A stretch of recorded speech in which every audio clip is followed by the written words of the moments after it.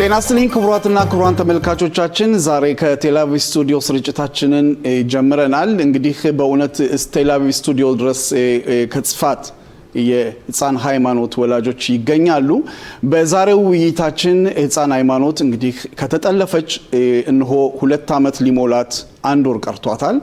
ከዛ በፊት እንግዲህ ከሰሞኑ ከዛም ጀምሮ በአይኢቲቪ በስልክም በተለያየ መንገድም ወላጆቿን እያገኘን ተገናኝተናል። በዛሬው ጊዜ ግን ይኸው እዚህ ስቱዲዮ ድረስ ተገናኝተን ስለ ሃይማኖት ህፃን ሃይማኖት እያነሳን ውይይት እናደርጋለን።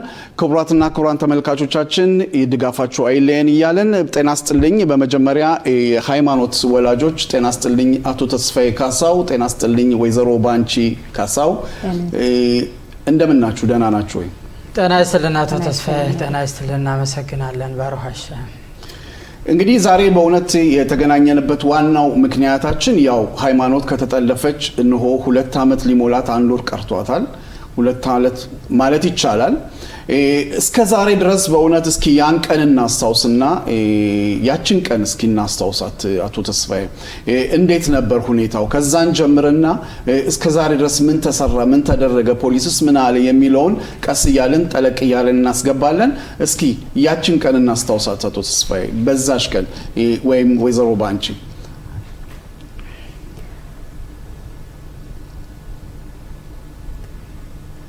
እንግዲህ መለስ ብለን የዛሬ 2 ዓመትን ስናስባት ድምጽሽን ከፍ አድርጊ። መለስ ብለን የዛሬ 2 ዓመትን ስናስበው በጣም ከባድ ነው።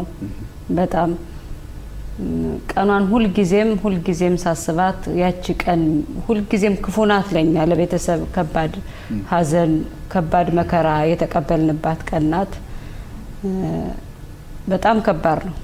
2 ዓመት ምንም ያለ አንድ ነገር ያለ አንድ ማስረጃ ያለ አንድ ፍንጭ 2 ዓመት በከባድ ሁኔታ ላይ ነው ያለነው።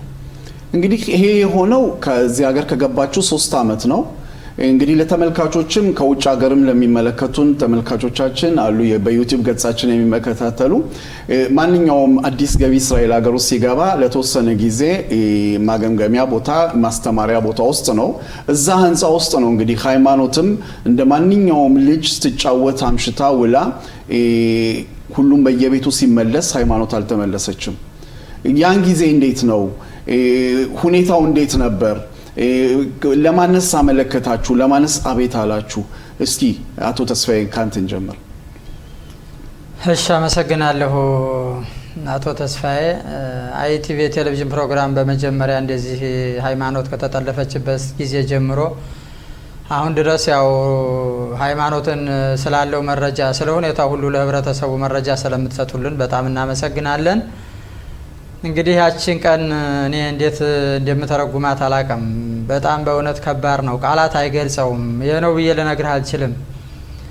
እዚህ ሀገር ገብተን ስንት ዓመት ኢትዮጵያ ውስጥ ጠብቀን እግዚአብሔርን አመስግነን ሳንጨርስ ነው መሀል ላይ ደስታችንን የተቀማ ነው።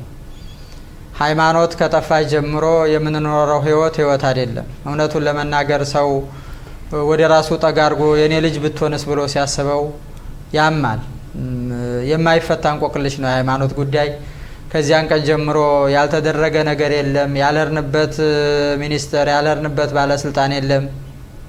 እስከ ጠቅላይ ሚኒስተሩ ድረስ እንግዲህ ባለፈው እንዲያያችሁት ሁሉን ነገር በሰው የሚደረገውን ሁሉ ህብረተሰቡ ከጎናችን እያገዘን ሁሉን ነገር ተሞክሯል። የሚያሳዝነው ነገር ግን ይሄ ነው የሚባል ውጤት የለም። እኛም በህይወታችን ከባዱን ጊዜ እያሳለፍን ነው። ከባድ ነው ስሜቱን። ይሄ ነው ልልህ ለመግለጽ እጅግ በጣም ያማል። የኛ ጓደኞች የልጆቻችን ጓደኞች ሁሉ ወደ መደበኛ ህይወታቸው ጊዜያዊ ማቆያ መርካዝ ቅሊጣውን ለቀው ሂደዋል። እኛ እዚያ 1000 ምናምን ሰው ከሚኖርበት ጽፋት መርካዝ ቅሊጣ ብቻችን ነው ያለነው። በጣም ያስፈራል። ጫካ ነው ቦታው እንደምታዩት። ግን ልጃችን ሳትመለስ እኛ እንሄድም ማንኛውንም መስዋዕትነት እንከፍላለን ብለን ብዙ በህይወታችን ከባድ ጊዜያቶችን እያሳለፍን ነው እና እግዚአብሔር ያግዘን እንጂ እስካሁን ይሄ ነው የሚባል ፍንጭ የለም። ወይዘሮ ባንቺ እንግዲህ በዛን ጊዜ አቶ ተስፋዬ ይሄ ክስተት ሲገረግ ኢትዮጵያ ነበሩ፣ ብቻሽን ነበርሽ። እንግዲህ ከሃይማኖት ሌላ ሌሎችም ወንድሞችና እህቶች አሏት። እስኪ ስለነሱ ሁኔታ ትንሽ አጫውቺ። ማለት እንዴት ነው ከሃይማኖት ከጠፋች በኋላ እነዚህ ህፃኖች ምንድነው የሚጠይቁት ጥያቄ ምንድነው ሃይማኖት የት ሄደች ብሎ ጥያቄ ጠይቃሉ እርግጠኛ ነኝና የእናንተ መልስ እዚህ ላይ እንዴት ነው? ሀይሚዬ ከተጠለፈሽ በኋላ ልጆቹ በጣም ከባድ ላይ ነው ያሉት። ለምን ሄደች? ማን ነው ወሰዳት? ታውቂያለሽ ወይ? ኢትዮጵያዊት ነው እስራኤሊት ነው ወይስ አረቢት ነው? የማይጠይቁኝ ጥያቄ የለም። ለዛ ጥያቄ ምን መልስ እንስጥ? ማን ነው ሀይሚን የወሰዳት? መቼ ነው የምትመለሰው? ምን ሊያደርጓት ነው የወሰዷት? በጣም የተለያየ ጥያቄዎች ነው የሚጠይቁን። እኔ እንጃ ምን መልስ ለነሱ መስጠት እንደምችል። ሀይሚ ለነሱ ማለት ታላቅ እህታቸው ናት። ብዙ ነገሮችን የምትሸፍንላቸው ናት። በቀን ከ3 ከ4 ጊዜ ያላነሰ ካፋቸው አትጠፋም። ሀይሚዬን በሰላም መልስልን፣ ሀይሚዬን በሰላም መልስልን ሲሉ ነው የሚሉት። በጣም ያሳዝናሉ። ከባድ ነው የነሱ ሁኔታ። ወደፊት እንዴት ይቀጥላሉ የሚለው ነው አሁን ለኛ አሳሳቢ። ስለ ሃይማኖት እሱ ሃይማኖት ካልተመለሰች እነዚህ ልጆችም በእጃችን ይዘናቸው እንዳጣናቸው ነው የምቆጥረው። ሃይማኖት እግዚአብሔር አምላክ በሰላም ተመልሶ ወደ መደበኛ ህይወታችን እንድንመለስ ነው የምለው። አሜን። እንግዲህ በእውነት ይሄን ነገር የሚከታተለው ያው የፖሊስ ጣቢያ ነው። በጽፋት ሁላችንም እንደምናውቀው ጽፋት አነስተኛ ክፍለ ሀገር ነች። ያው ሁሉም ተመልካቾቻችንም እንዲገባቸው በሰሜን ሀገር የምትገኝ በሰሜን እስራኤል የምትገኝ ሀገር ነችና ያ የፖሊስ ጣቢያ በአነስተኛነቱ ስለማልቻለ ወደ ጠቅላይ የሰሜን ክፍል ተዘዋውሮ ነበር ፋይሉ። አሁንም ቢሆን ግን ከተዘዋወረም በኋላ ምንም አይነት መፍትሄ ያልተገኘለት ነው። በአንጻሩ ስንመለከት ደግሞ በክኔሴት የተለያዩ ውይይቶችም ተደርገዋል። ከ20 በላይ የሆኑ ውይይቶች ተደርገዋል።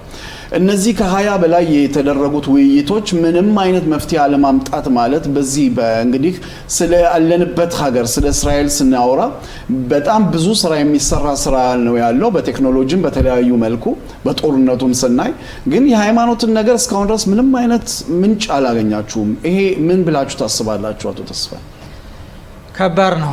እኔ ስሜቱን እንዴት ልግለጽልህ?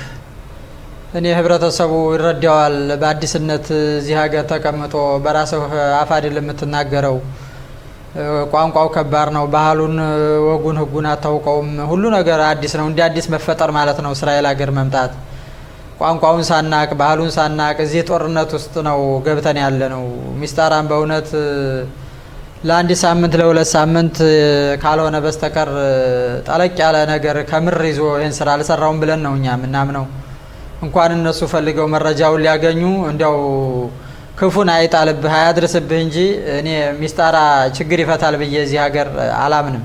ባየሁት መሰረት እዚህ ቦታ ላይ እንኳን ህብረተሰቡ የሚሰጠውን መረጃ ስንሰጣቸው ያንን መረጃ በወቅቱና በሰዓቱ እንኳን አይመረምሩም። እንደገና ክነሴት በነበረ ስብሰባ ላይ ሄደን ከዚያ ተናግረን ከዚያ በኋላ ነው እንደገና ወደ ምርመራ የሄዱትና ነገሩ ከባድ ነው። እስራኤልን የመሰለች በዓለም በቴክኖሎጂዋ ቀደምት የሆነች ሀገር ባለፈው እንግዲህ ህብረተሰቡ እንደሚያውቀው የሐማስን የሂዝቦላን ኢራን ያሉ አመራሮችን ከጉድጓድ ውስጥ ቆፍራ የምታወጣ ስንት ቴክኖሎጂ ያላት ሀገር ሃይማኖትን ከመሃል ከተማ ያውም ጥበቃው በተጠናከረ መርካዝ ቅሊጣ ውስጥ አትታይም አልተገኘችም ማለት እኔ ፍርዱን ለህብረተሰቡ ነው የምሰጠው፣ ለህዝቡ ነው የምሰጠው። ስንት መሳሪያ ያላት ሃይማኖት አለመገኘቷ የማይፈታ እንቆቅልሽ ነው የምለው። ይሄን ነገር ቴክኖሎጂው አለን፣ መሳሪያው አለን፣ አገራችን የሰለጠነች ናት። ከጠላት ሀገር አይደለም የሄደችው ከመሃል ከተማ ሆና ምንም ፍንጭ አለመገኘት ማለት እንግዲህ ሚስጣር አለመስራቱን የተለያየ ቴክኖሎጂ ገብቶ አለመስራቱን ነው እኔ ማምነው እና ከባድ ነው። አሁን እንግዲህ እንዳልከው አቶ ተስፋዬ በእውነት የተለያዩ የመንግስት ባለስልጣኖችንም ተገናኝታችሁ ተነጋግራችኋል። የመጨረሻው እንደውም ጠቅላይ ሚኒስትሩ ራሳቸው ቢሮአቸው ድረስ ቀጥረው አነጋግሯቸዋል። እኔ እንደ ማንኛውም ልጅ አይቼ ይሄ ነገር ጣልቃ ገብቼ የማደርገውን አድርጋለሁ ብለዋል። ከዛ በኋላ ምን አይነት መልስ አለ? ማን ነው ከእናንተስ ጋር ግንኙነት አድርጎ እንደ አይነት መልስ የሚሰጣችሁ? ያው መልስ የምትሰጠን እንግዲህ የህዝብ ተወካይዋ ያው ብዙ ጊዜ የምታግዘን ስለ ሃይማኖት የምታወራው ዶክተር ጸጋ መላኩ ናት። በእሱ አማካኝነት ነው እዚያ ቦታም የደረስ ነው። ያው እንዴት መሰለህ አንድ ነገር በተግባሩ ነው የምታምነው። አዎ ጠቅላይ ሚኒስትሩ በወቅቱ ተስፋ ሰጥተውናል። እኛም እንግዲህ ጥያቄያችን አንድና አንድ ነው፣ ሻባክ እንዲገባልን ነው ጥያቄው። እሱንም ነገር እንግዲህ መረምራለሁ። ግን በአጠቃላይ ያለው ነገር ስለዚህ ልጅ ጉዳይ እኔ በእግዚአብሔር እርዳታ ሁሉ ነገር እዚህ ውስጥ ገብቼ እንደ ስራ ይዤው ልጃቸውን በእግዚአብሔር እርዳታ እንመልሳለን ብለው ፎቶውን ሁሉ ሰጠናቸው። የእሷን የሃይማኖትን ፎቶ ከጠረጴዛቸው ላይ አድርገዋል። እንግዲህ ከዚያ በኋላ ያው ዶክተር ጸጋ ፈንታሁንንም ደውዬ ጠይቂያታለሁ ምን አዲስ ነገር አለ የሚል ያው እንግዲህ እስካሁን መልስ እንዳልተቀበለችና ሻባክ ይገባል አይገባም የሚለውንም ነገር እስካሁን አላወቅንም። ይግባ አይግባ አላወቅንም። ብዙ ነገሮች እንዳልከው ከብዙ ሚኒስተሮች ጋር በክነሴትም ሀነ ሚስጥራዊ ስብሰባ ወደ 21 22 ጊዜ ተደርጓል። ምንም እስካሁን አንድም ጠብ የሚል ነገር የለም እና በጣም ያሳዝናል። ከባድ ነው ይሄ ነው ለማለት። አመሰግናለሁ። እስኪ ወደ አንቺ ልመለስና ወይዘሮ ባንቺ ለሃይማኖት በእውነት ብዙ ጽፋለሁ ብለሻል። ያው ደግሞ ለዛሬ ደግሞ ተዘጋጅተሽበት የመጣሽው አጭር ግጥም አለ። እሱን ለህብረተሰባችን እናስተላልፍና ወደ ጥያቄያችን እንደገና እንገባለን። እስኪ ድምጽሽን ከፍ አድርገሽ። እሺ አመሰግናለሁ። ስቃይሽ ትዝ አለኝ ስቃይሽ ትዝ አለኝ ህመምሽ ትዝ አለኝ አንቺ ስታለቅሽ እኔንም አመመኝ አመመኝ አመመኝ ጭንቀትሽ ትዝ አለኝ ትምህርት ቤት አትሄጂ ወይ ጓደኛ የለሽ የቤተሰብ ናፍቆት እንደምን አረገሽ ኧረ በምናቤ እንደምን ልሳልሽ ልጄ ጭንቀቴ ነሽ ሃይሚ ህመሜ ነሽ እንዳው ትበያለሽ እንዳው ትተኛለሽ ውሃ ትጠጫለሽ እባክህ አምላኬ እባክህ አምላኬ እባክህ ፈጣሪ ቶሎ ድረስልኝ ብለሽ ስትጣሪ በየትኛው ቋንቋ ምን ብያወራለሁ የሃይሚዬ ነገር ሰቀቀን ብቻ ነው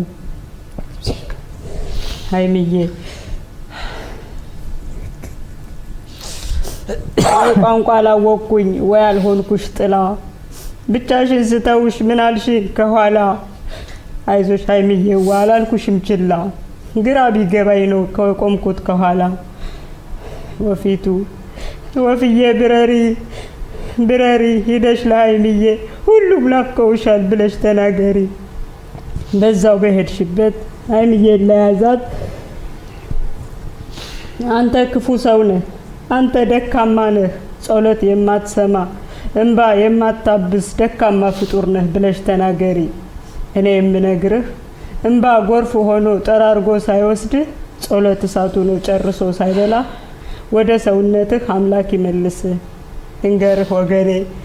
ልንገርህ ወገኔ እንቁም በጋራ ሃይሚዬም ትላለች አትርሱኝ አደራ አደራ።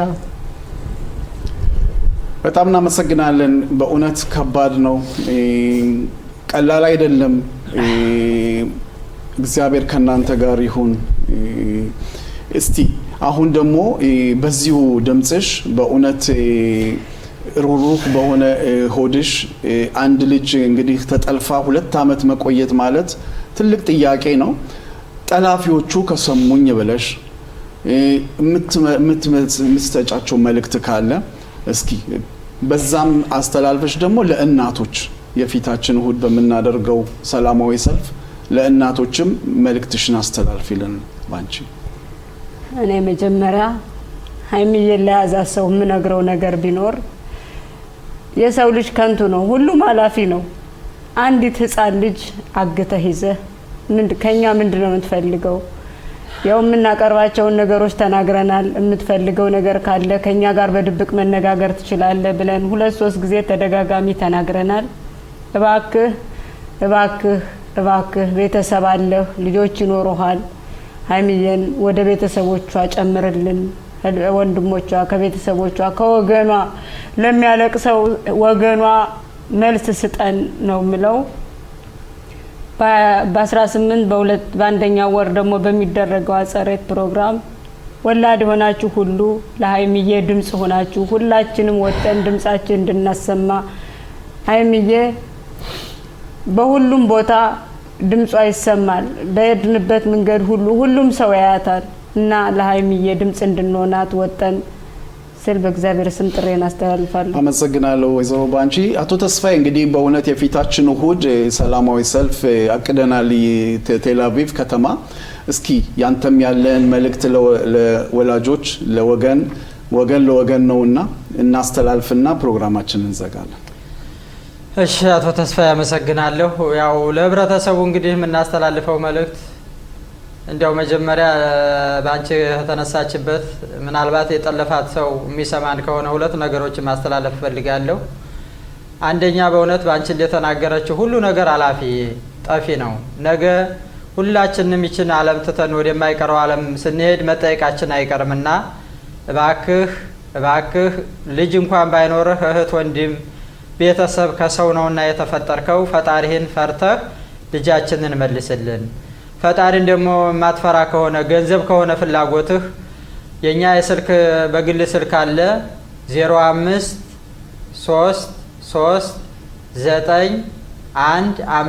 0533915161 ተስፋዬ ብለህ ደውለህ በሚስጥር ሁሉን ነገር እኛም ለመስጠት ዝግጁ ነንና እባክህ ልጃችንን በእግዚአብሔር ስም እንጠይቀሃለን መልስልን። ለሌላው ለህብረተሰቡ የምናስተላልፈው በቅድሚያ ለህዝበ እስራኤልና ይህን ፕሮግራም ለምትከታተሉ በእስራኤልም በውጭ ሀገርም ለምትኖሩ ሁሉ እስካሁን ላደረጋችሁልን ትብብር ሁሉ ሃይማኖት ከተጠለፈችበት ሰዓት ጀምሮ በሰላማዊ ሰልፉም በምክሩም በሀሳቡም በጸሎቱም በሁሉም ነገር ስላገዛችሁን በጣም እናመሰግናለን። እግዚአብሔር ይስጥልን። አሁንም ግን ሀይሚዬ አልተመለሰችም። ሃይማኖት የኛ ልጅ ብቻ አይደለችም፣ የሁሉም ህዝበ እስራኤል ልጅ ናትና ሁላችሁም እንደ ልጃችሁ አይታችሁ ነገ በ18 ቴል አቪቭ በኪካር ሃቱፊም ከቀኑ 5 ሰዓት ላይ የጸሎት ፕሮግራም አለንና ሁላችሁም እንደ ልጃችሁ አይታችሁ የሰው ልጅ ለአንድ ቀን ታሞም ከስራ ይቀራል እንደ ጸዲቃ ቆጥራችሁት የዚያን ቀን የስራ ቀንን እንደ ጸዲቃ ቆጥራችሁት ለሃይማኖት ሁላችሁም መታችሁ ድምጽ እንድትሆኗት መንግስት ሀገር ሃይማኖትን ድምጽ ሆናችሁ እንዲመልስልን ስል በእግዚአብሔር ስም ጥሬን አስተላልፋለሁ። አመሰግናለሁ አቶ ተስፋዬ፣ ወይዘሮ ባንቺ በእውነት ስቱዲዮአችን ድረስ መጥታችሁ ይሄንን ድምጻችሁን ስላሰማችሁ እግዚአብሔር ከናንተ ጋር ይሁን እንላለን። መልካም ቀን ይሁንላችሁ። ተመልካቾቻችን ፕሮግራማችን እንደቀጠለ ነው። አሁን ደግሞ በጣም ጥሩ ክብር የምንሰጠው ወንድማችን በሁሌም ቢሆን ሰፋ ያለ ትንተና የሚሰጠን ክቡር ወንድማችን እና ኮሎኔል መኮንን ተስፋ መስመር ላይ ይገኛል። ጤና ይስጥልን መኮንን።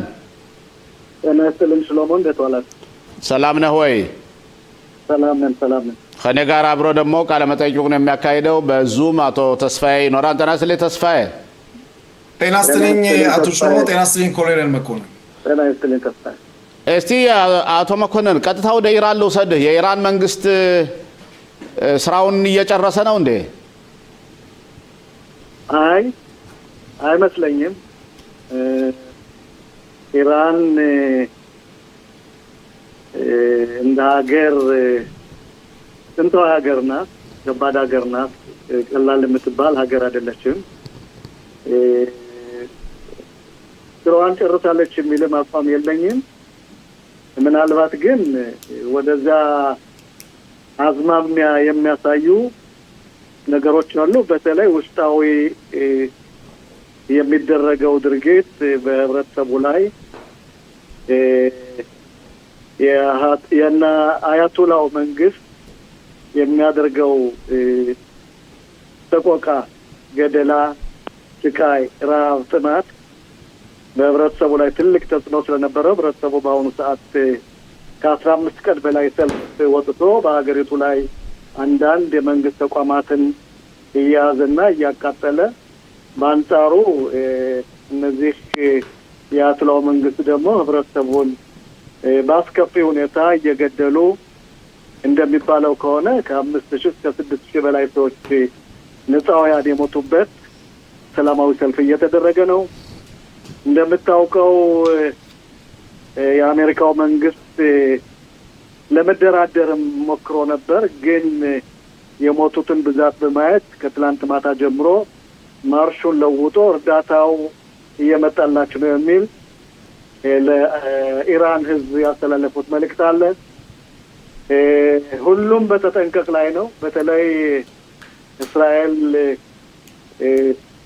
እንደ ሀገር የመጀመሪያዋ ኢራን የምትበቀላት ሀገር እንደመሆኗ እስራኤል ሙሉ ዝግጅት አድርጋለች።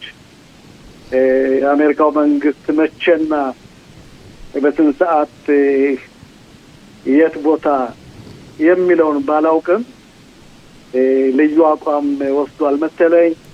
በአሁኑ ሰዓት በመካከለኛው ምስራቅ የሚገኙ የአሜሪካ ጦሮች ሙሉ ዝግጅት አድርገዋል። አንዳንድ የአሜሪካ በተለይ ካታር የነበሩ ካታር ትልቅ የአሜሪካ ቤዝ አለ የነበሩ ወገኖቻችንም እያስወጣች ነው። የዓለም ሀገራትም ካታር ብቻ ሳይሆን ኢራን የሚኖሩ ህዝቦቿን ውጡ እያለች በአስቸኳይ እያለች ነው። አዝማሚያው ስታየው ወደ ጦር የምንገባ መስሎ ይታየኛል። ስለዚህ መቼ ነው ብዬ ባልነግርህም እንደማየው ከሆነ የኢራን አድሚኒስትሬሽን እኒያ አረመኔዎች ያላቸው ማኒፌስቶ የማይረባና ከንቱ ስለሆነ የቴሮሪስት መጋቢዎች ነበሩ። ለ20-30 ዓመት ሐማስን የመገቡ ያስታጠቁ፣ ሂዝባላን ያስታጠቁ፣ ደሞዝ የከፈሉ እስራኤልን ለመጉዳት ያላደረጉት ጥረት አልነበረም። ዞሮ የራሳቸው ህዝብ በመጠማት በረሃብ በስቃይ በአሁኑ ሰዓት እየተሰቃየ እነሱ ከጦርነቱ በኋላም እነዚህን ተቋማት የመንን ሐማስንና ሂዝባላን መልሶ ለመቋቋም ብዙ ሚሊዮን በሚቆጠር ዶላር ስላሳለፈ ከህዝቡ እየቀማ ህዝቡ ይሄን በመቃወም ሰላማዊ ሰልፍ ወጥቷል። በዓለም ተደጋፊነት ያለው ሰላማዊ ሰልፍ ነው። ተጨቁነው ነው የኖሩት። ምንም አይነት እንደምታየው ኢንተርኔትም እንኳ የለም። ስለዚህ አዝማሚያውን ሳየው የአሜሪካ መንግስትና ኢራን ጦር እንደሚከፍቱ መስሎ ይታያል። አቶ መኮንን እዚህ ላይ አሜሪካ ጣልቃ ከገባች ቅድም አቶ ፋሲልም የጠየቁት ጥያቄ አለ። ኢራኖች እኛ ደግሞ ትልቁን ቡችላ ሳይሆን ትንሹን ቡችላ እስራኤልን እንጎዳለን ይላሉ። እንዴት ነው ይሄስ? ትክክል ነው። ምክንያቱም እነሱ ይህን ሰላማዊ ሰልፍ ሙሉ በሙሉ የሚያካሄደው ብለው መላምት የሰጡት የእስራኤል መንግስትና የእስራኤሉን ሞሳድ ነው። ስለዚህ ይሄን እንደዛ ብለው ነው የሚያስቡት ማለት ነው የኢራን መሪዎች። አይ ማሰብ ብቻ ሳይሆን በጋድም እያሉት እኮ ነው። ከትላንት ወዲያ የራሳቸው የሆነ የምስማሮታ መፈሻ የሚባለው ሰልፍ ነበራቸው። በዛን ሰዓት ተናጋሪዎች በሙሉ ይህ የሰይጣኑ ሀገር እስራኤል የምታደርገው ድርጊት እንጂ ህዝባችን እንደዚህ መውጣት አልነበረበትም እያሉ ተናግረዋል። ግን የኛ መንግስት እጃችን የለበትም ያገባን ነገር የለም ብለዋል። ጠቅላይ ሚኒስትር ቢንያሚን ኔታንያሁ የኢራን ጉዳያቸው ነው ብለዋል። ትክክል ነው። ስትራቴጂካሊ በናገራቸው ማለታቸው ትክክል ነው። እስራኤል እዚህ ውስጥ እጇን አልገባችም የሚል አቋምም አለኝ። ዞሮ ምን ጊዜም እስራኤል እንኳን በኢራን እንደተወነጀለች ነው ብትኖረው የኢራን ወንጀላም አዲስ አይደለም። ስለዚህ በአንዳንድ ቦታዎችም ቀደም ሲል እንደሰማ ነው ሞሳድ በቴሌቪዥን ገብቶ ሲናገር ነበር፣ ፍላየር ሲጥል ነበር። ስለዚህ ያን ታስቦ መሰለኝ እስራኤልን የሚወነጅሉት። ዞሮ የእስራኤል መንግስት በአሁኑ ሰዓት የሚያደርገው እና ወይም ጭጭ ማለቱ ተገቢ ነው። እጃችን ማግባት የለብንም። አንድ ነገር ማድረግ ያለብን መከላከያ መሳሪያዎቻችን፣ ፓትሪዮቶቻችንና ሄጣችን በየትኛውም ክፍለ ቦታ በየትኛውም ክፍለ ሀገር አዘጋጅተን መከላከል እንጂ እስኪ የተኩሱ ድረስ እኛ እነሱን ቅድመ ውጊያ ማድረግ የለብንም። ነገሩ የሚሰራው በአሜሪካ ነው። ለአሜሪካ ደግሞ ብቃት ጥራት ያለው የጦር ኃይል ስላለ መሽከተትም ስላላት እነሱ ይወጡታል የሚል አቋም አለኝ። አሜሪካ ምናልባት በአንዳንድ የኢንቴሊጀንስ ስራዎች እስራኤልን እርዱኝ ካለች በዚህ በኩል እርዳታ የምትመጽ ይታየኛል። የትልቁ ጥያቄ በአሁኑ ሰዓት ለአሜሪካ መንግስትን የቱን ቦታ ብንመታ ነው የት ላይ ነው የምንጎዳቸው እንጂ ሌላ ጥያቄ የለውም። ለምን የመንግስት ተቋማትን ብንወጋ ነው የሚሻለው? የምሽማሮት አማፔኻ አየር ኃይልን ብንወጋ ነው የሚሻለን? የትኛው ላይ ብንወጋ የህብረተሰቡን የሰላማዊ ሰልፍ እናደራጀዋለን ወይም እድል እንሰጣቸዋለን? ይህ ሰላማዊ ሰልፍ መፈንቅለ መንግስት እንዲደረግ የትኞቹን ቦታዎች ብንመጣ ነው ለነሱ እኛም እንታደጋቸው እንጂ ሌላ ጥያቄ የለውም። የአሜሪካ መንግስትን ትራምፕም እንዳሉት የሚገባው መስሎ ይታየኛል። ኦኬ ተስፋዬ ለአቶ መኮንን ጥያቄ ካለ? አዎ በድጋሚ ጤና ይስጥልኝ ኮሎኔል መኮንን። እንግዲህ በእስራኤል በመንግስት ደረጃ ጠቅላላ የመከላከያ ሚኒስቴርም እንደሚሉት ያው እስራኤል ባለችበት በኢራን በሚደረገው ውዝግብ እስራኤል በከፍተኛ ደረጃ እንዳለች ነው የሚናገሩት። ግን እስካሁን ድረስ በደጀን እዝ የወጣ ምንም አይነት መመሪያ የለም። ይሄ ማለት እንዴት ነው ህዝቡ በምን አይነት ዝግጅት መኖር አለበት ብሎ ያስባሉ ኮሎኔል? እኛ ከተለምዷችን የተነሳ አንደኛ የደጀን እዝ የሚያጫው ስልክ ሁኔታ ወይም የደወል ኖታ የሚመጣው ከ6 ሰዓት ከ7 ሰዓት ቀድሞ አንዳንድ መልእክቶች ሲቀበል ነው። ስለዚህ አስቀድሞ መናገር በህብረተሰባችን ላይ ትምከት መፍጠር ስለሚሆን ግን አዝማሚያውን ስታየው አንዳንድ የከተማ መሪዎች ከንቲባዎች ቦታቸውን ህብረተሰባቸውን ህዝባቸውን እያደራጁ ነው። አንዳንድ መጠለያ ቦታዎችን ከፍተው እየመረመሩ ሁሉ ነገር ትክክል ነው ሁኔታዎች አሉ። ከሞላ ጎደል ግን እንደው እርግጡኝ የምናገርህ የአሜሪካ መንግስት ዛሬም ሆነ ነገ ከነገ ወዲያ ከገባ የመጀመሪያ ተስፋ የሚያደርጉት ራሳቸውንም ለመበቀል ከአምለቢ የሚባለው ለመበቀል ያመረቷቸውን ሚሳይሎች ወደ እስራኤል ነው የሚተኩሱት። ስለዚህ ይሄን ደግሞ እስራኤል ቀድማ ስለምታውቅ በተለያዩ ዘዴዎች በተለያዩ መንገዶች የመከላከያ አካሏን አደራጅታ በየቦታው ተቀምጣለች። ኤታማዦር ሹም እንዳለው ጠቅላይ ሚኒስትሩም ትናንትና በካቢኔያቸው እንዳሉት ሙሉ ዝግጅት አለ ይሄን ነገር ለመቋቋም። እንግዲህ ይሄ ጦርነት በእኛ ውስጥ በእኛ ሀገር በእኛ መንግስት ባለመሆኑ ደስ ይለኛል። ለምን የሚሰራው በአሜሪካ ነው። በተለይ ይህ አድሚኒስትሬሽን የአያቶላው መንግስት ተወደቀ እንዴት ነው የኛው ነቀርሳ ተወገደልን ማለት ነው። ስለዚህ የኛ ነቀርሳ ሳይሆን የዓለም ነቀርሳ ተወገደ። እዚህ ላይ አቶ መኮንን አንድ ትላንትና የሰማሁት ባለስልጣን ነበር፣ አቶ ፋሲልንም ጠይቄው ነበረ። እኛ አንድ የሞሳድ በጣም የታወቀ ሰውዬ ሲናገር የሰማሁት እስራኤል ለምን ነው ዝም ማለት? አሁን ይህ መንግስት እየተዳከመ ነው። የኢራኑ መንግስት ገና ሂዶ የኢራንን እሷ ያዘጋጀቻቸውን ፕሮክሲሶችን ወይም ደግሞ ቡችሎቿን ከመውጋት ለምን የባብ ራሱን ሂዶ ቀጥቅጦ መጨረስና ከዛ በኋላ ወደ ልጆች መሄድ አይሻልም ወይ? እና አሁን እስራኤል በግልጽነት የኢራንን መንግስት ለማስወገድ መስራት አለባት ብሏል። ምን ያህል ትክክል ነው ስትራቴጂካሊ አባባሉ? ይሄን ለየት ባለ ሁኔታ ነው የማየው። እንግዲህ አንደኛ እስራኤል ብቻዋን አይደለችም። እስራኤል ይሄን ነገር ቀድማ ካደረገችው ብዙ ጠላቶቿን ነው የምታፈራው። እንደ ሳዑዲያ ያሉ ሀገራት ሰላም ለመፍጠር የሚሞክሩ አስቀድመው ተናግረዋል። የአብርሃም ኮርት ሀገራት በሙሉ ይሄንን ስምምነት የሚጥሱበት ጊዜም ሊመጣ ይችላል። እስራኤል በአሁኑ ሰዓት ማድረግ ያለባት አንዳንድ የመረጃ ኢራን እኮ የእሷ ጠላቶች ናቸው። ይኸውልህ ነገሩ ወዲህ ነው። የአሜሪካው ጦር ከኢራኑ ጋር እና የኛው ጦር ከኢራኑ ጋር ይለያያል በብዙ መልኩ። ወዳጅ ሀገራትን በሙሉ እነ ጆርዳንን እነ ሱሪያ ይመጣሉ የምንለው እነ ሊባኖስን የአረባት ሀገራት የመካከለኛው ምስራቅ ያሉትን በሙሉ ያረቃቸዋል። ስለዚህ ያን ላለማድረግ እኛ መከላከልና ምናልባት መልሶ መቋቋምና መልሶ መዋጋት እንጂ አስቀድሞ ጦር መክፈቱ በእኛው ተገቢ መስሎ አይታየኝም። ነገሩ በሌላ እየተሰራ ነው። ትራምፕ የሚሰሩት ስራ ትክክል መስሎ ይታየኛል። እሳቸውን ዲሲፕሊን በተሞላበት ሁኔታ ነው የሚመሩት። ሁሉን ነገር እየመረመሩ ነው። አልቸኮሉም። እንደ ድሮ ቀስ ብለው ነው የሚሄዱት። እሳቸውም በአሁኑ ሰዓት ጦር ኃይላቸውን ወደ መካከለኛው ምስራቅ እያገቡ ነው። ማሽፈቶቻቸው እያገቡ ነው።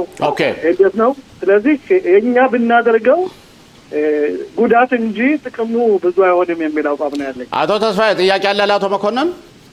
አዎ እንግዲህ ወደ ሀገራችን ስንመለስ በጋዛ ሁለተኛው ምዕራፍ በስምምነቱ መሰረት ወደ ሁለተኛው ምዕራፍ ለመዘዋወር ዛሬ ዶናልድ ትራምፕ ይናገሩ ተብሎ እየተጠበቀ ነው።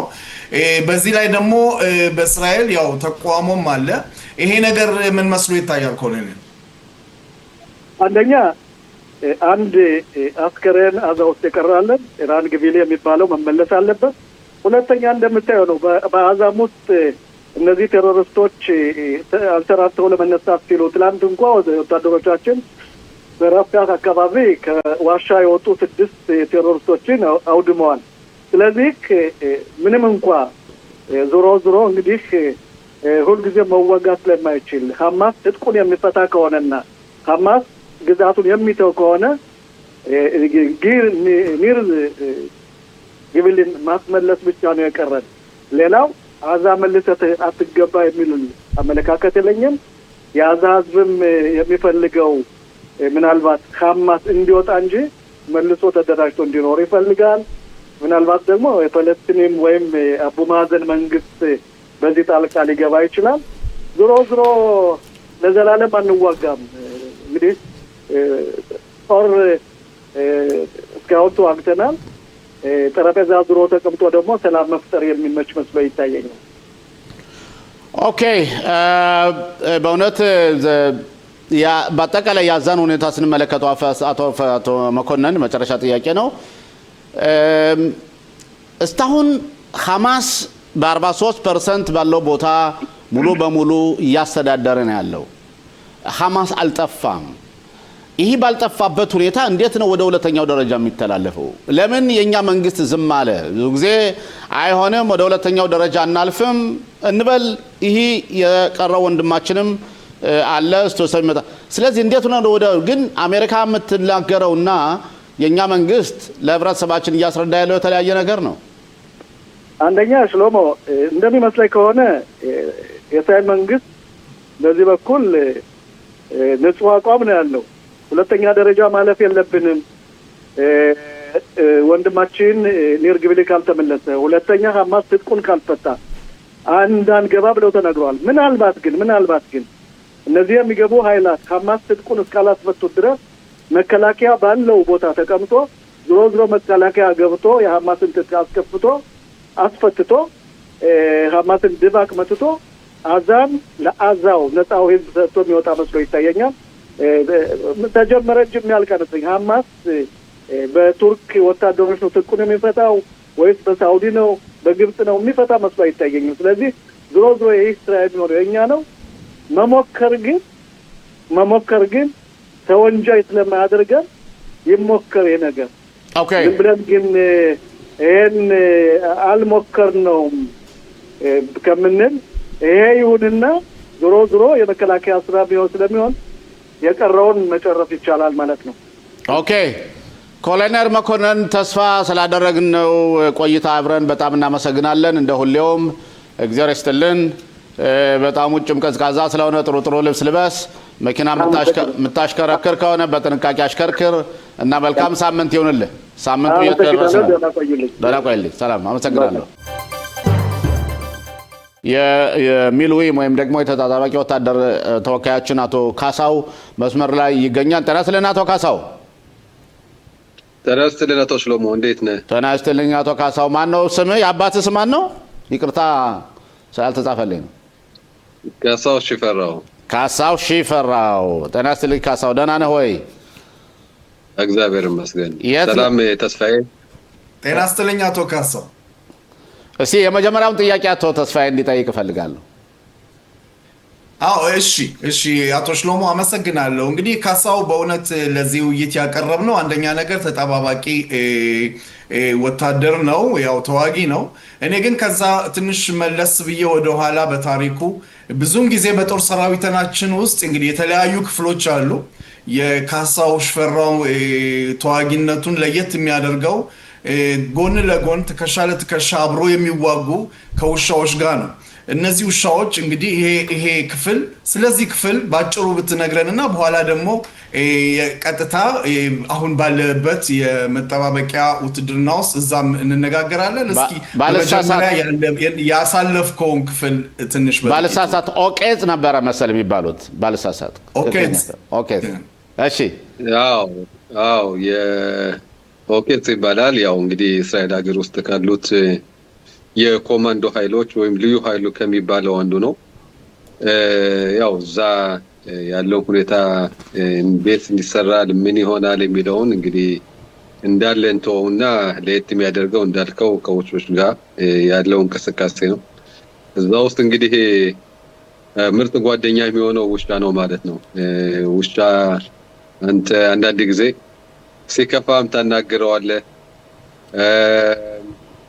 በቃ አማካሪም ጓደኛም እሱ ነውና በጣም ለየት ያለ እንግዲህ አንዳንድ ጊዜ ተዋጊ ሲባል ጨካኝ የሚመስለው ሰው አለና ይሄን ነገር ስታይ ትንሽ ለየት ያደርገዋል። በዚህ አጋጣሚ ብዙ አበሾች ወደዚህ ነገር አይሄዱም፣ ምክንያቱም ውሻ የመፍራት ምናምን አይነት አጋጣሚ አለና እኔ እንዲሄዱ መክራለሁ። በጣም ለየት ያለ ነው። ብዙ ነገሮች ያውቃሉ፣ ብዙ ነገር ያስተምራልና በጣም እመክራለሁ። እስቲ ውሻው የሚያደርገው በተግባር የሚያሳየው በጦርነት ወይም ደግሞ ለናንተ ለተዋጊዎች የሚሰጣቸው መረጃ ለምሳሌ ምን አይነት ነገር ሊሆን ይችላል? ምክንያቱም አሁን ተመልካቾቻችን ብዙ ጊዜ ውሻ በምንልበት ጊዜ የሀገራችን ውሻዎች ያው አውሬ እንዳይመጣ ወይም ደግሞ ጠላት እንዳይመጣ ይከላከላሉ፣ ይጮሃሉ። ግን እነዚህ ውሾች ታጋዮች ናቸው። በነገራችን ላይ በሚሞቱበት ጊዜ ሁሉ እንትን እየተደረገላቸው ሁሉ ይቀበራሉ በስነ ስርዓት እንደ ወታደር። ምን እየሰሩ ነው? ብዙ ስራዎች አሉ፣ ብዙ የሚሰሩት ስራዎች አሉ። እያንዳንዱን መጥቀስ እንግዲህ ተሞላ ጎደል ሁለት ሶስቱን ያው እንዳልኩት የሚሰሩትን ስራ ምናምን እንዳለ እንተው፣ ግን ብዙ ስራዎች አሉ፣ ብዙ የሚሰሩ ስራዎች አሉ እዛ ውስጥ። ለምሳሌ ወታደሮች ወደፊት ሲሄዱ የተቀበሩ ቦምቦች ካሉ ምናምን እነሱንም ቀድሞ ያገኛሉ ምናምንና ሌላም ስራዎች ስላሉ እነሱን እንደዚሁ በዚሁ ትቻቸው ማለት ፈልጋለሁ። ኦኬ፣ ወታደራዊ ምስጢራዊ ሊሆንም ይችላሉ። እሺ፣ እናከብራለን። ለማንኛውም ግን ይሄ ብርጌድ አሁን ኦቄዝ የሚባለው ከሞላ ጎደል በየቦታው ነው ያለው ወይስ የተወሰነ ቦታ ብቻ ነው? ያው አንድ ነው ያለው በእስራኤል ሀገር ውስጥ አንድ ነው ያለው። ነገር ግን የሚሰጡት አገልግሎት በሁሉም ቦታ ነው አገልግሎት የሚሰጡት። ስለዚህ በሁሉም የኃይሎች ውስጥ ይገኛሉ ማለት ነው። ስለዚህ አሁን ከዛ ከውሾች አገልግሎቶች ወደ አንተ ልምጣና አቶ ካሳው በዚህ ሰዓት ውስጥ እኛ ባለንበት ሰዓት ውስጥ እናንተ በተለይ የሚልዊም አገልጋዮች ብዙ መስዋዕትነት እየከፈላችሁ ነው ያላችሁ። አንደኛ የምታደርጓቸው አገልግሎቶች ቀናቶች በጣም ረጅሞች ናቸው። ሁለተኛ ቤተሰብ አላችሁ፣ ሚስት አለች፣ ልጆች አሉ። ስራችሁን ጥላችሁ ነው የምትሄዱ። እንዴት ነው? አይከብድም? ቀላል አይደለም። እንዳልከው አሁን እዚህ ጋር እያወራን እያለ ዜጋ ነን ለሁሉም ነገር። ነገር ግን ከአንድ ሰዓት በኋላ የሆነ ነገር ከተፈጠረ ወታደር ሆነን የምንገኝበት ሰዓት አለና ቀላል አይደለም ያለው ሁኔታ። ከዜጋ ወደ ወታደር ማለፉ ራሱ በአንድ ሰዓት ውስጥ በሁለት ሰዓት ውስጥ በጣም ቀላል ነገር አይደለም። ነገር ግን ያው እንደምታውቀው የእስራኤል ጉልበቷ እግዚአብሔርና ያላት ህዝብ ጠንካራ በመሆኑ ነው እና ምንጊዜም ቢሆን እኛ ጠንካሮች ነን። ነገሮች ቢከብዱም ለምንጊዜም ቢሆን እንግዲህ በሚያስፈልገው ሰዓት እንገኛለን ማለት ነው። አቶ ተስፋዬ ተጨማሪ ጥያቄ ካለ? አዎ እንግዲህ በእውነት አቶ ካሳው በሰሜንም በደቡብ ክፍልም በአሁን ሰዓት እስራኤል የተኩስ አቁም ስምምነት ውስጥ ነው ያለችው። ያው ጦርነቱ አቆመ ማለት አይቻልም፣ ግን እናንተም ባላችሁበት ሁኔታ ነው። ይሄዚህን የሁለት ዓመት ጦርነት እንዴት አየኸው? አንተስ የነበርክበት አካባቢና ጊዜውስ ምን ያህል ነበር እስካሁን ድረስ? ጊዜው በእርግጥ ይሄን ያህል ነው ለማለት ይከብዳል። እንዳልኩ በየጊዜው እንጠራለን 2 ወር 3 ወር ከዛም በላይ በሚያስፈልግበት ሰዓት እንቆያለን። በጣም ብዙ ጊዜ ነው እንግዲህ ከ350 ቀናት በላይ የሚሆን ነው። እንዳልኩ ከዛም በላይ ያደረጉ ሰዎች አሉ እና ቀናቱ በጣም ብዙ ነው። ጦርነቱ ቀላል አይደለም። ብዙ እህት ወንድሞቻችንን አጠንበታል። እንደዛም ነው ግን መጨረሻ ላይ በእግዚአብሔር እርዳታም በህዝቡ እርዳታም ያው እንግዲህ እንደምታውቀው በወታደሮቹ ጥንክርና አሸናፊዎች ነን ማለት ነው እና ይሄ ነው ያለው ሁኔታ። አሁን እንደ ፖለቲካ ጥያቄ ልጠይቅ ነው ተስፋ የማደርገው እንደምትመልስልን ነው። እናንተ ውትድርና ታገለግላላችሁ ብዙዎች፣ ግን እስራኤል ሀገር ውስጥ ውትድርና የማያገለግሉ ወይም ውትድርና ላለመሄድ የማይፈልጉ ክነሴትም ደጋፊ ያሏቸው አሉ። እነዚህ የሃይማኖት አክራሪዎች አሉ። ከዚህ በተጨማሪ ደግሞ ሚዛናዊ ለመሆን አረቦችም ውትድርና ያገለግሉ። ያንተ ስሜት ምንድን ነው? አገር ነው። ለምሳሌ የሃይማኖት ኪፓቸውን ለብሰው የሚሄዱና አጼኖት አዳቲት የሚባሉ ብዙ መስዋዕትነት ሁሉ የሚከፍሉ ህይወታቸውን ሁሉ የሚሰዋሉና ፈር ነው ወይ ውትድርና ለመሄድ? እንዳልከው በአንድ ዲሞክራሲ ሀገር የመብትና ግዴታ የሚባል ነገር አለ። እንግዲህ እያንዳንዱ ዜጋ ግዴታውን መወጣት አለበት የሚል ግምት ነው ያለኝ እንደኔ። በተለይ እንግዲህ እነዚህ አሁን የጠቀስካቸው አክራሪ ሃይማኖተኛ የሚባሉት ወይም በአንዳንድ ጊዜም እስራኤል ሀገር አለች ብለው የማያምኑ አሉ። ይሄ እንደኔ የጊዜ ሁኔታ ነው እንጂ እነሱም ያገለግላሉ የሚል ግምት አለኝ። ስለዚህ ሁላችንም በአንድ አይን መታየትና እንደኛ ማገልገል አለባቸው የሚል እምነት ነው ያለኝ እኔ። ምክንያቱም እኔ ቅድም እንዳልከው ቤተሰብ ጥለን ነው የምትሄደው፣ ልጅ ጥለን ነው የምትሄደው፣ ትምህርት ጥለን ነው የምትሄደው፣ ስራ ጥለን ነው የምትሄደውና እኔ ይሄን ማድረግ ከቻልኩኝ እነሱ ምንም የማያደርጉበት ምክንያት አይኖርም። ስለዚህ የኔ እምነት ነው እንግዲህ በእኔ እምነት ማገልገል አለባቸው ነው የምለው። ኦኬ ተስፋዬ ተጨማሪ ጥያቄ? አዎ እንግዲህ በእውነት ይሄ ፖለቲካ መስሎ ይታያል እንጂ የግዴታና ድርሻውን የመወጣት ሁኔታ ነው። ቅድም የጠየቅኩ ጥያቄ በእውነት ያንተን ሀሳብ በግል ደግሞ እንድትነግረኝ የምፈልገው አቶ ካሳው የዚህ የ2 ዓመቱን ጦርነት በእውነት እንዴት ታየዋለህ? ብዛት ያላቸው ወታደሮች ተሰውተዋል፣ አተናል። ሆኖም ግን ያንተ የግልህ በሆነ ከኦክቶበር 7 ያን የጥቅምት 7 ጊዜ ጀምሮ በምን መልኩ ነው ያየው? ያን ጊዜስ የት ነበርክ አንተ?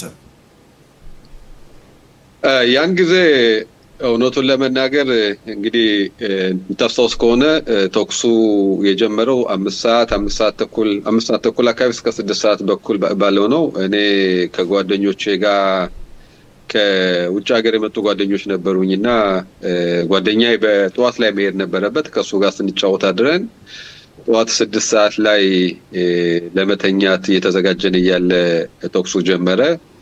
7 ሰዓት ላይ የኃላፊያችን ደውሎ ቀስቅሶ በአስቸኳይ እንግዲህ የተባልንበት ቦታ እንድንገኝ ነገረን። ወደዛ ሄድን ወዲያውኑ ሂዩል ወይም በአማርኛ ምን እንደባ አላውቅም፣ ግን ያው ወታደሮች ወደ ወታደር እንትኑን የሚሞላውን ፎርም ሞልተን ያው መሳሪያዎች እንዳጋጣሚ የኛ መሳሪያዎች የነበረበት ለመውጣት አስቸጋሪ ነበረ። ትንሽ ቆየን። ነገር ግን ወዲያውኑ በ1 ሰዓት በ2 ሰዓት ውስጥ ነው እንግዲህ እዛ የተገኘ ነው። ያለ የሌለንም አጠራቅመን ወደዛ ነበረ ሄድነው። ከዛ በኋላ ያው እኛ ወደ አዛ ነበረ የተላክነው። እዛ ብዙ ነገሮች አይተናል። በተለይ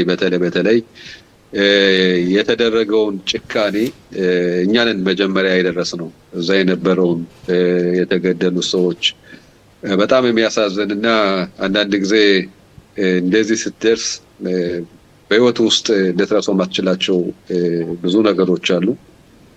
በተለይ የቤት ስገባ የነበረው ሁኔታ ሰዎቹ ቡና እየጠጡ ነገር ግን ከዛ በኋላ ቡናውን ሳይጨርሱት ራሱ የተገደሉ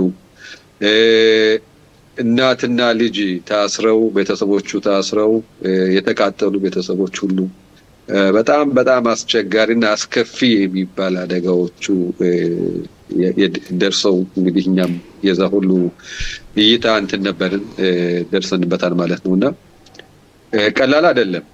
በአንድ ሰው እንደሳየው ቀላል አይደለም። ነገር ግን ያው በተነካረ ሁሉም ነገር እንትን እያለፍን ነው ማለት ነው። ኦኬ ልመለስና ወደ ኦቄዝ ወደሚባለው ብርጌድ ወይም ደግሞ ልዩ ኃይል ብዙ ጊዜ እኛ ሰዎች ይፈራሉ፣ ውሻ ሲባል ይፈራሉ፣ አይመጡም ብልሃንና አንደኛ የኦቄዝ አባል ለመሆን ወይም ደግሞ በዛ ብርጌድ ለመግባት መስፈርቱ ምንድነው መግቢያው? ከዛ ውጭ ደግሞ ምናልባት ሰዎችን አንዳንድ የምትሰጣቸው ቲፖች ካሉን የተወሰኑ ደቂቃዎች ስላሉን ብትነግረን በጣም ደስ ይለናል። አንደኛ ያ ወደዛ ለማለፍ አንድ ሳምንት የሚሰጥ እንትን አለ፣ የስፖርት እንትን አለ።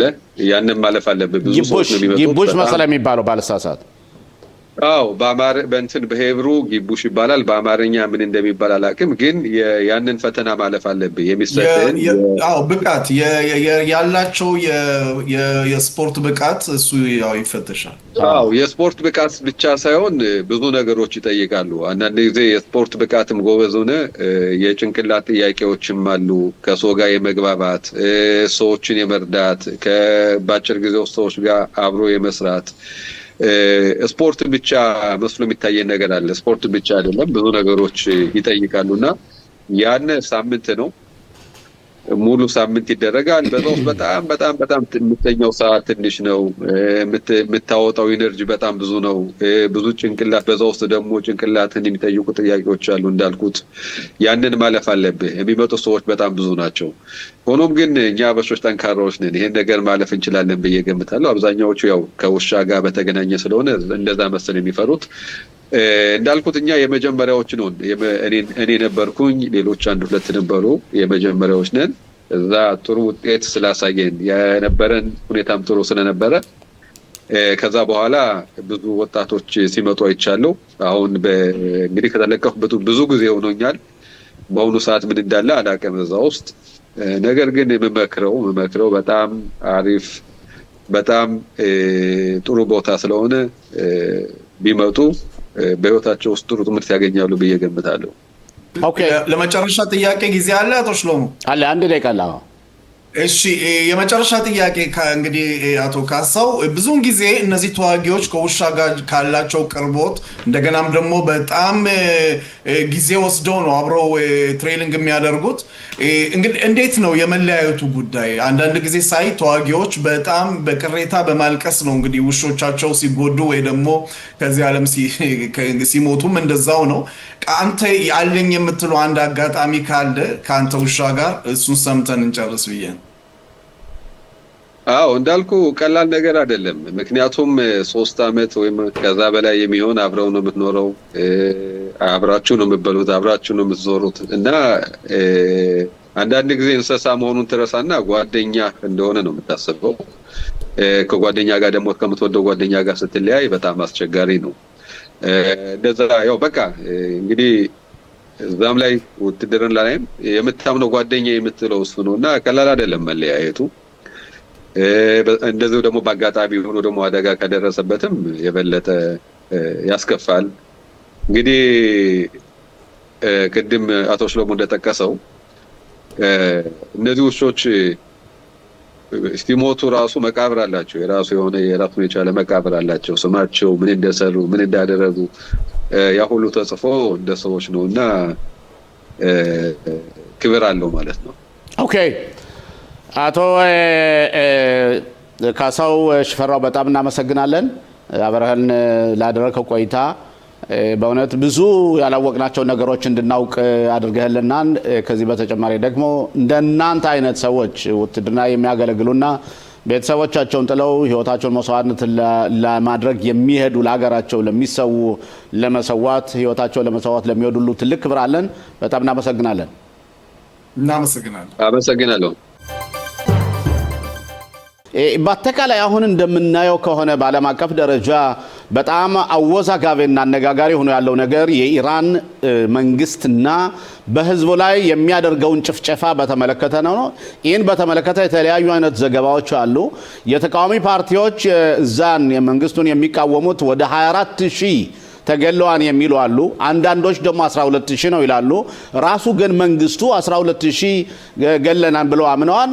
በጣም የሚገርም ነው መንግስት ህዝቡን እንደዚህ በምን ሲጨፈጭፍ። ግን ለማንኛውም ይህን በተመለከተ ከመጀመሪያው መግቢያችን የሚሆነው አቶ ተስፋዬ ከፋሲል ለገሰ ጋር ውይይት እናደርጋለን።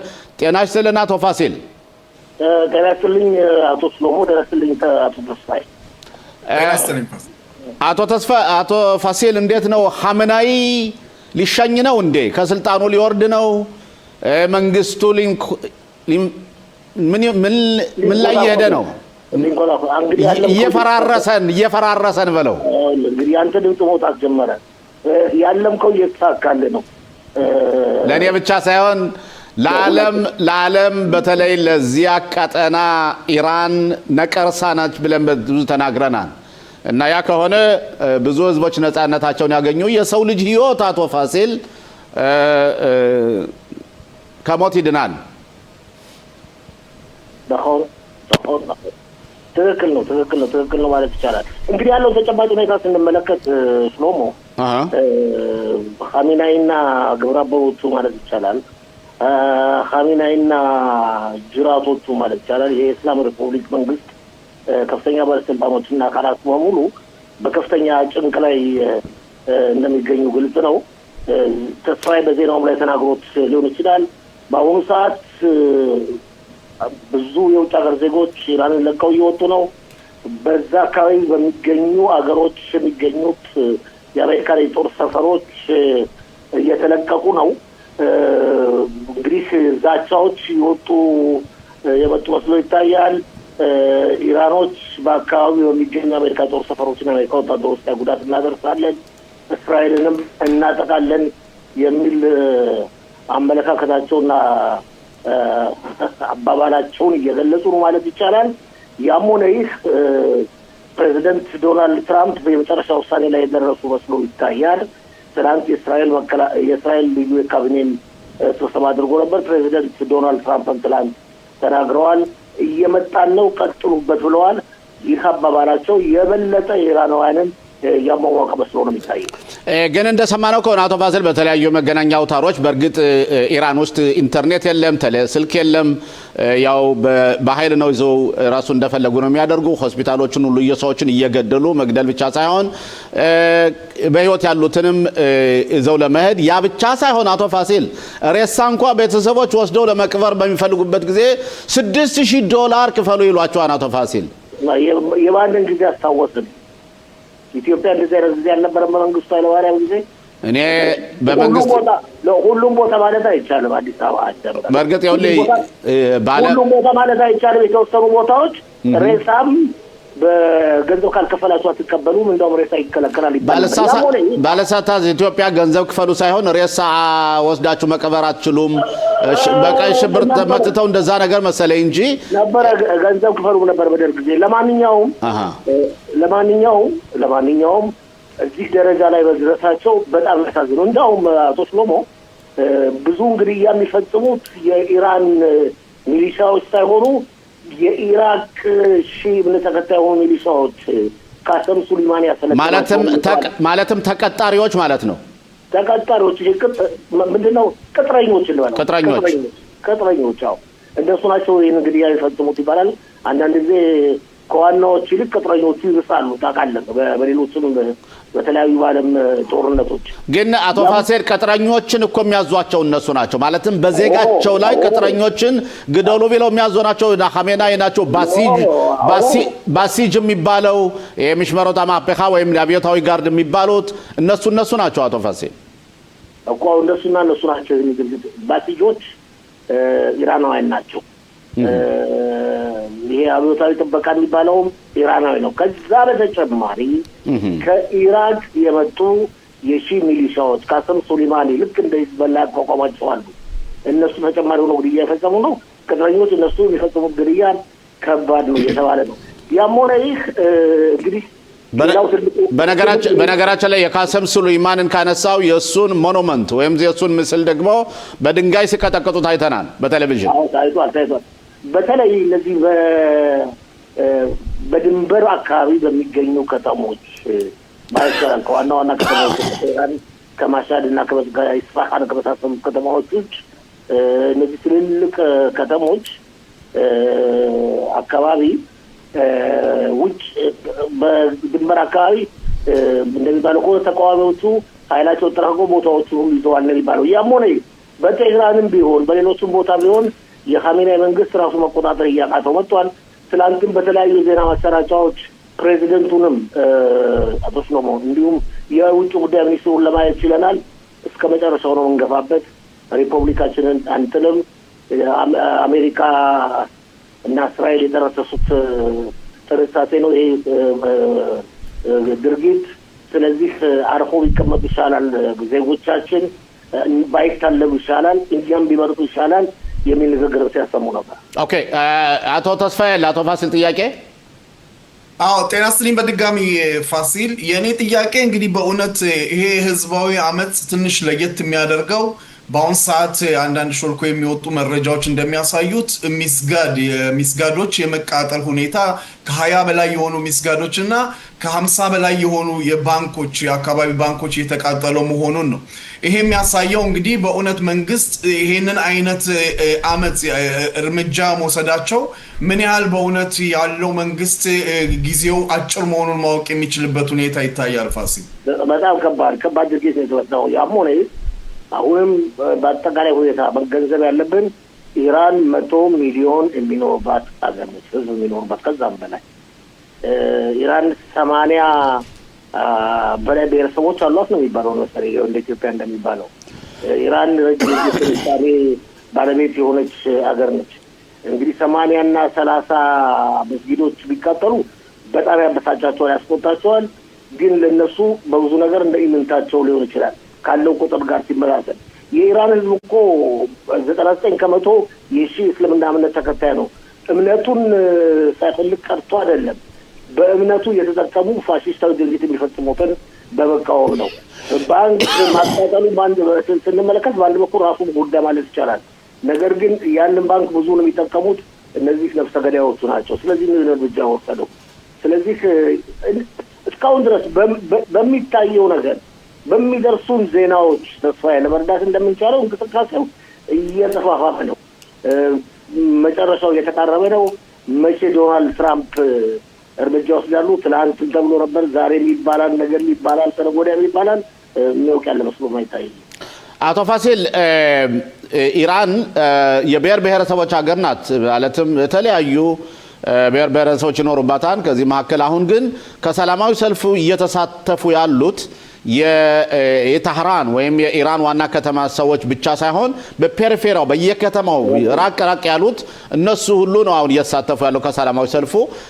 ነጋዴዎችም እንደዚህ እየተሳተፉ ነው፣ የማህበራት አባላቱን እነዚህ ሁሉም እና በአጠቃላይ ስናዩ እንቅስቃሴው ህዝባዊ እንቅስቃሴ መስሎ ይታያል።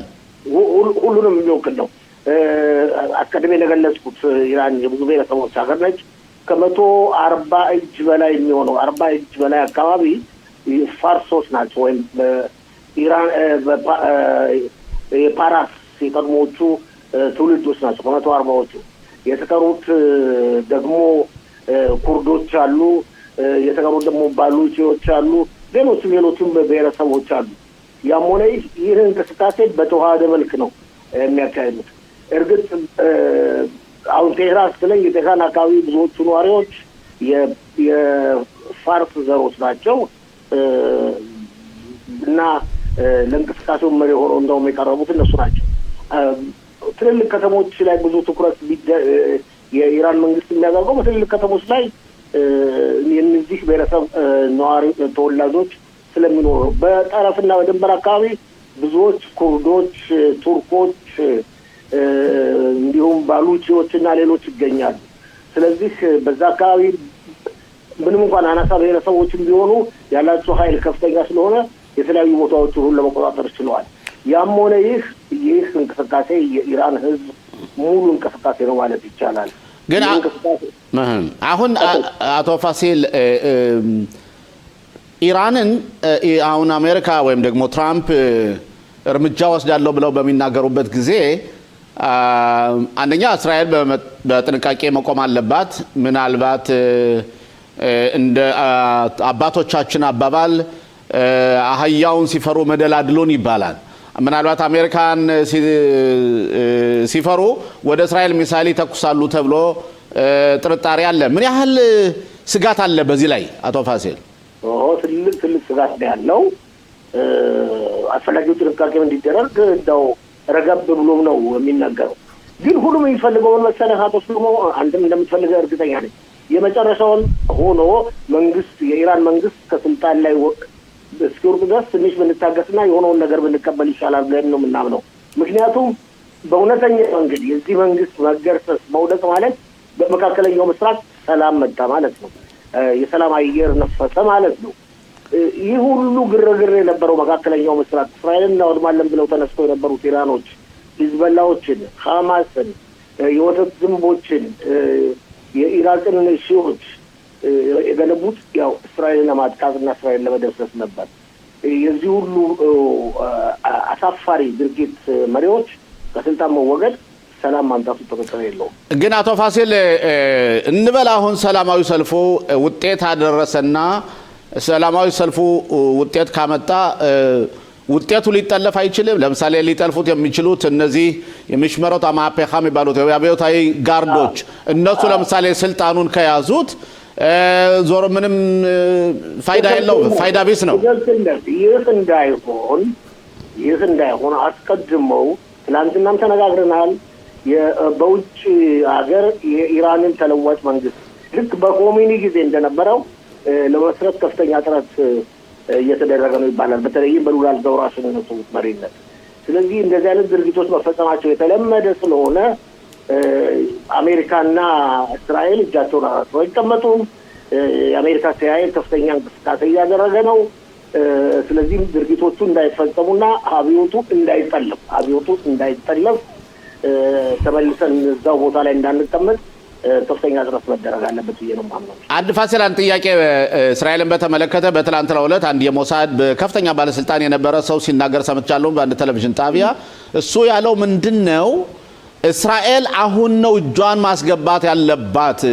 አሁን ነው እስራኤል ኢራን ውስጥ ገብታ ጥቃት ማድረግ አለባት ለአንዴና ለመጨረሻ ይህ መንግስት እንዲገረሰስ። ምክንያቱም ከውጭ ሆኖ የእሷ ያዘጋጀችውን ሐማስን፣ ሂዝቦላን፣ የወተት ዝንቦችን ከኢራቅ ይሄን መጉዳቱ ምንም ጥቅም፣ አሁን የራሱን እባብ አብረን እኛም ተተባባሪ ሆነ መቀጥቀጥ አለብንና እስራኤል በግልጽ ወስና መሄድ አለባት የሚል አባባል አለ። ምን ያህል ትክክል ነው ብለህ ታስባለህ?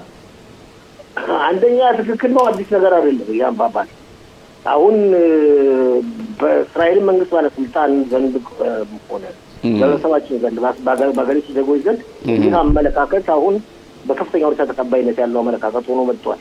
የመጨረሻ እናድርገው የሚለው አመለካከት እንደመስለኝ ከሆነ እስራኤል እጇን አውጥታ የተቀመጠች አይመስለኝም።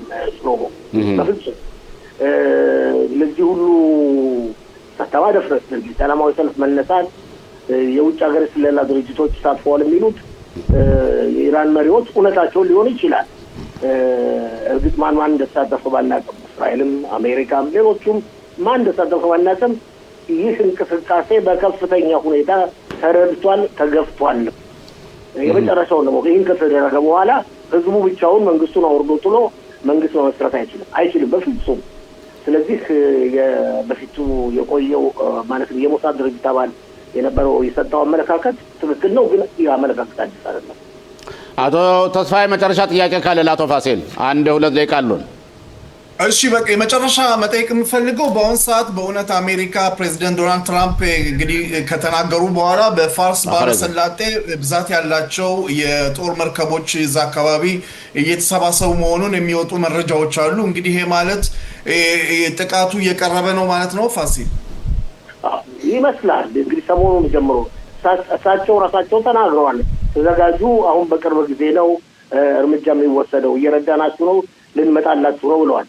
ይህን ማለት እንግዲህ በተወሰኑ ቀናቶች ውስጥ እርምጃ ይወሰዳል የሚል ግምት አለ። ብዙዎች እንደሚሉት ዛሬ፣ ብዙዎች እንደሚሉት ነገ፣ ብዙዎች እንደሚሉት ተነገ ወዲያ ሊሆንም ይችላል። ያም ሆነ ይህ አሜሪካ እርምጃ መውሰዷን ምን ያህል እንደሚሆንና ምን ጊዜ እንደሚፈጅ የሚያውቅ የለም እንጂ የማይቀር መሆኑ የተረጋገጠ መስሎ ይታያል።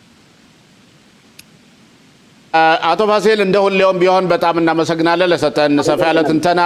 በኢራን ጉዳይ ያተኮርን፣ በእርግጥ የሀገር ውስጥ ጉዳዮች ቢኖረንም የኢራን ጉዳይ በጣም አሳሳቢና እያንዳንዱን ዜጋ እና አካባቢውን የሚነካ ጉዳይ ስለሆነ ነው። በጣም እናመሰግናለን። አስፈላጊውን ጥንቃቄ በነገራችን ላይ አቶት ነው ማድረግ ያስፈልጋል። የእስራኤል መንግስት ነገሩ ለማባባስ ስላልሆነ ይመስለኛል ትልልቅ መግለጫዎችን የማይሰጠው። ህብረተሰባችን ግን እንደተለመደው በዚህ ጊዜ እንደሚደረገው አስፈላጊው ዝግጅት ሊያደርግ የተመረጠው። እኛ ደግሞ የሚመጡትን አዲስ ነገሮች ካሉ ለተመልካቾቻችን ለአዳማጮቻችን ቶሎ እናስታውቃለን፣ እናቀርባለን። እና ፋሲል እናመሰግናለን። አመሰግናለሁ ስሎሞ። ከመስመር ላይ የስራ ባልደረባችን ብዙ ሁሌም የሚያግዘን ወንድማችን አለ። ጤና ይስጥልን ሩቤን፣ መምህር ሩቤን። ጤና ይስጥልን ሽሎሞ፣ እንዴት ናችሁ? ሰላም ነው ወይ? እንዴት ነው በሀገራችሁ? በእናንተ አካባቢ ዝናቡ ቅዝቃዜው እንዴት ነው? አዎ በሀገራችን በተለይ ከሄደራ ወደ ሰሜን እስራኤል ባለው አካባቢ በወጀብ የታጀበ ከፍተኛ ዝናብ ሲዘንብ አድሯል ውሏልም። አሁን ሁኔታው ምንድነው ስናየው በሄርሞን በመናይበት እንግዲህ ወደ አውሮፓ መሄድ አያስፈልግም። ወደ በረዶ ምናምን መንሸራተት ፍላጎት ካስፈለገ እንግዲህ አውሮፓ ወደ እስራኤል ሆናለች ብሎ መናገር ያስደፍራል። በጣም ይገርማል። እና ታዲያ አሁን እሱ አካባቢ በተለይ በእናንተ ያላችሁበት አካባቢም ያው የሜዲትራኒያን ባህር አለ፣ ነፋስ አለው፣ ሰው ይወጣን እንዴት ነው? አዎ ከሚገርም ነገር ሁላችንም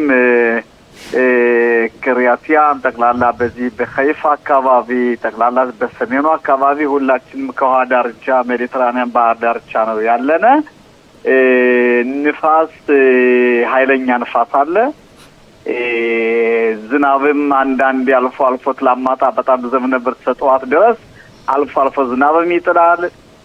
የንፋሱ ሁኔታና የወጀቡ ሁኔታ ግን እጅግ በጣም ከፍተኛ ነው። የሲ ጋሊሊ ወንዙ አለ። በተለይ ጋሊሊ ሲ ያው ለሁላችንም ቢሆን የምንጠጣት ውሃ ናትና ዘንድሮ የእሷ የጋሊሊ ወይም የኪነሬት መሙላት ሁኔታ እንዴት ነው? ውሃው ሞልቷን ደህና ነው? እየጨመረ ነው? ባለፈው ዓመት እንደ መድረቅ ያለ ባህሪ አሳይቶ ነበር አካባቢው። አዎ ይኸው እንግዲህ ጋሊል ብለን የምንጠራው በጠራው አካባቢ ለምሳሌ እስራኤል ሀገር ጣፋጭ ውሃ የምትጠቀምባት አንዲት ቦታ ናት፣ ኪነሬት ናት። ኪነሬት በተለይ በዚህ በሁለት ሶስት ቀናቶች በወረደው ዝናብ የኪነሬት ውሃ እንግዲህ ካላደለም ዝቅተኛ ነበር።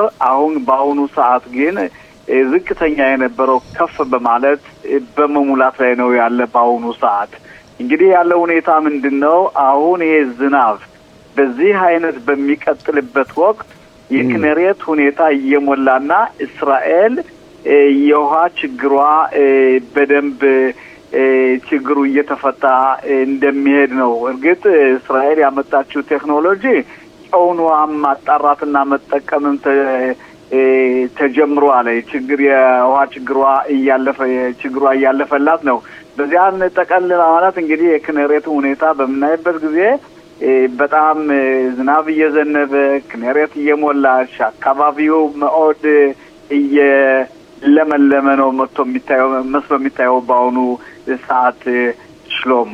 ኦኬ ሩቤን፣ አሁን ከዚህ ወደ ሂዝቦላ እንውሰድና ወደ ሰሜኑ አካባቢ ከዛ ወደ ቅሪያት ሽሞና እንመለሳለን። ግን እንዴት ነው አሁን ሂዝቦላ የጦር መሳሪያውን ይፈታን ከሊታኒ በታች ተብሎ ነበር። የሊባኖስ መንግስት አረጋለሁ ብሎ ነበረ። እስካሁን ግን ምንም የሆነ ነገር የለም። እስራኤል ናት ብቻዋን እየታገለች ያለችው። አዎ አሁንም ቢሆን እኮ ስታየው የሂዝቡላ ሽብር ፈጣሪ ከሊታኒ ወንዝ ወደ ደቡብ ሊባኖስ ያለውንን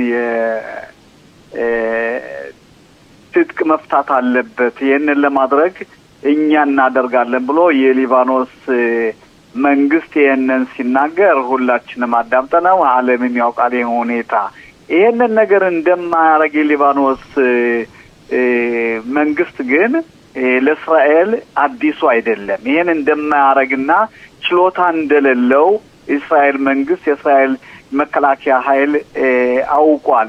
ስለዚህም ነው እንግዲህ እስራኤል በየወቅቱ በየጊዜው በሂዝቡላ ላይ ከፍተኛ ጥቃት የምታስተላልፈው የምታደርሰው። ኦኬ ተስፋዬ ጥያቄ አለ ለአቶ ሩቤን? መምህር ሩቤን ጤና ይስጥልን ተስፋዬ።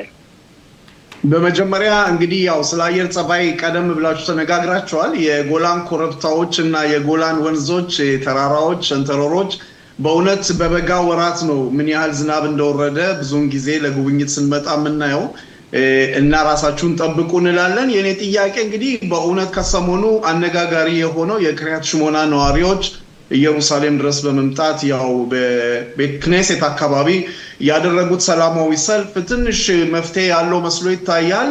መንግስት በወሰነው ውሳኔ በሚቀጥለው ሳምንት የመንግስት ስብሰባ እዛው ክሪያት ሽሞና ውስጥ እንደሚካሄድና መፍትሄ እንዲገኝለት የሚል ትዕዛዝ ተሰጥቷል። እንዴት ነው በአሁን ሰዓት በእውነት የአካባቢያችሁ ሁኔታ? ከጦርነቱም በኋላ እየተመለሱ ያሉት የሰዎቹ ምን አይነት ሁኔታ ውስጥ ነው ያላችሁት? ይኸውልን በምናይበት ጊዜ በደንብ አድርገህ ነገሮችን አቅርባቸዋለኝ። እንግዲህ የክሪያት ሽሞና ሁኔታ መንደርደር አድርገህ እንዳቀረብከው በክሪያት ሽሞና ያለው ወገን ከ60% ተመለሰም ቢባል መመለሱን ብቻ አይደለም ማየት ያለብን። ያለብንም ያን የተመለሰው በእውነት ቤተሰብ ማስተዳደር ይችላል ወይ? የስራ ቦታዎች ተፈጥረዋል ወይ? የነበሩበት የሚያገለግሉ መስሪያ ቤቶች እንደገና ተመልሰው ተሰርተዋል ወይ የሚለው በሙሉ በሂሳብ መወሰድ አለበት። እንግዲህ ባለፈው የክሪያት ሽሞና ሮሻይር ወይም ከንቲባ ሌሎችም ባለስልጣኖች በክነሴት ሄደው ሲያሰሙት የነበረውን ጩኸት በማንሳት በዚህ ምክንያት የእስራኤል መንግስት መልስ ሰጣለሁ በማለት በሚቀጥለው ሳምንት እንግዲህ በክሪያት ሽሞና ስብሰባ ይካሄዳል ይባላል። እንግዲህ ምንድነው ተመልከቱ፣ ቃል መግባትና ቃል የተገባው ሁኔታ ይተረጎማል ማለት ያን ነገር ችግሩ ይቀረፋል ማለት አይደለም። እንግዲህ ችግሩ እስከሚፈታና ያለውን ሁኔታ እንደሰሙት ችግሩ እንዲፈታ የሚለው ሁኔታ በምናይበት ጊዜ እንግዲህ ስንት ጊዜ የችግር እንዲፈታና እንዲቀረፍ የእስራኤል መንግስት ያለው ጣልቃ ግብነት ምንን ይመስላል የሚለው ሁላችንን የሚያጠያይቅ ሁኔታ ነው። ይሄ በክሪያት ሽሞናን ባስመለከተ ቆይተን የምናየው ሁኔታ ነው። እንግዲህ ቃል መግባትና ትርጉሙ ምንን ይመስላል የሚለው ሁኔታ በአካባቢያችን በምናይበት ጊዜ እንግዲህ ከናሃሪያ ወደ ደቡብ ማለትም ናሃሪያ፣ አኮ፣ ክራዮት፣ ሃይፋን በምናይበት ጊዜ ወገናችን ህዝቡ ጠቅላላ እንደነበረበት ኑሮውንን እያደረገ መሆኑንና ጥሩ ሁኔታ መኖሩንን በእውነት የሚያስደስት ሁኔታ ብዙ ነገሮችን እናያለን። ብዙ የስራ ሁኔታዎችም ተከፍተዋል። የነበረው ጭንቀት ምናምን ደህና ነው። ሌላው በአካባቢያችን ያለው ራፋኤል የሚባለው የጦር መሳሪያ ማምረቻ አካባቢ በዛ አካባቢ የተለያዩ ተኩሶችና ቦምቦች በሚሰሙበት ጊዜ በህዝቡ ላይ ትንሽ ድንጋጤ አለ። ይሄንን ነው የሚመስል ተስፋ ለጠየቀው ጥያቄ። ኦኬ ሌላው ሩቤን በጥቅሉ በምናይበት ጊዜ አሁን በተለይ ከቤታቸው ተፈናቅለው የነበሩት ያልተመለሱት የክሪያት ሽሞና ሰዎች ብቻ ናቸው ወይስ ከሌላ አካባቢ ያሉትም ቂቡጾች አሉ? ሞሻብ ምንላቸው ከአንዳንድ ትንንሽ የጋራ ከተማዎች አሉ፣ ትንንሾች ገጠር ከተማዎች ደንበር በደንበር በምናይበት ጊዜ የሊባኖስ ደንበርተኞች እዛ አካባቢ ያሉ በሙሉ አልተመለሱም ወይስ ክሪያት ሽሞና ብቻ ነው ችግሩ ጎልቶ የሚታየው? ለምን መሰለሽ ነው ክሪያት ሽሞናን ጠቅላላ ርዕስ አድርገው የሚያቀርቡት። ምክንያቱም ቅሪያት ሽሞና በአካባቢው ዋና ከተማ ብለን የምጠራት ሁኔታ ነው። በምናይበት ጊዜ ለምሳሌ እርግጥ ቅሪያት ሽሞና ቢባልም ይሄ ጠቅላላ ተፈንቅለው የሄዱትና የተመለሱት 60% የሚሆኑት የተመለሱት የቅሪያት ሽሞና ነዋሪዎች ብቻ ብለን መናገር አንችልም። በአካባቢው ለምሳሌ አሉ ሽሎሚን በምትሄድበት ሽሎሚ አካባቢ በምትሄድበት የተለያዩ ጠቅላላ በራማታ ጎላን በጠቅላላ በሰሜን እስራኤል ያሉ ገና ያልተመለሱ እነሱ በሙሉ በሂሳብ ገብተው የተመለሱትም ያልተመለሱትም በሂሳብ ገብተው በስታቲስቲካ የሚያቀርቡት የቅሪያት ሽሞና ብቻ ሳይሆን ጠቅላላ ከነሐሪያ ወደ ሰሜን የሚገኘውን አካባቢና ሰፈሮችን የሚያጠቃልል ነው እንግዲህ